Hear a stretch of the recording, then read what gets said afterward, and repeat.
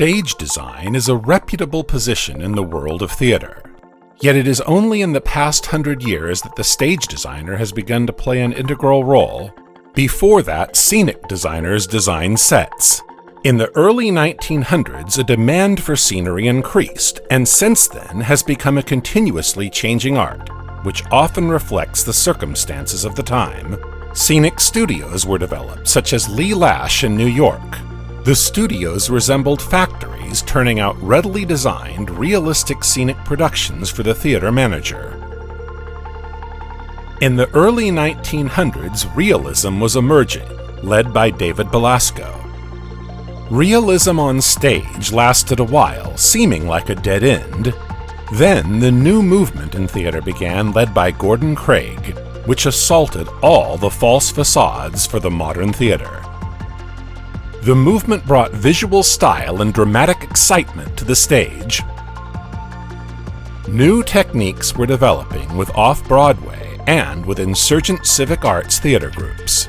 These experimental theaters fed into the new movement as symbolism and expressionism made their way into theater design in the 1920s as a response and protest to realism. Many productions around that time glowed with overtones of Freud, machine worship, and futuristic art. The emergence of film and television around this time influenced theater. Theater design became more dynamic, and multi-scene methods became popular. Innovation became the key to staying ahead of the motion picture.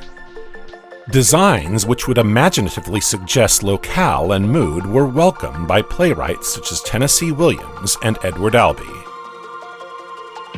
Designs were minimal and even semi-transparent. These sets contributed a fourth-dimensional quality to the stage picture. What became popular in stage design in the 30s and 40s as minimalism was taken to a new level by playwrights like Thornton Wilder and Arthur Miller. In the 50s, after World War II, budgets of Broadway managers decreased, and designers developed new styles of scenic simplification.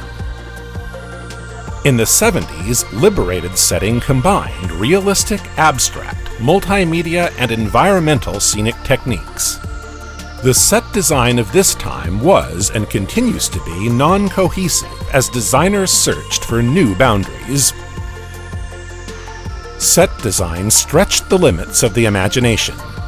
Mixtures and elements of past movements linger in current designs, and new inspiration constantly emerges.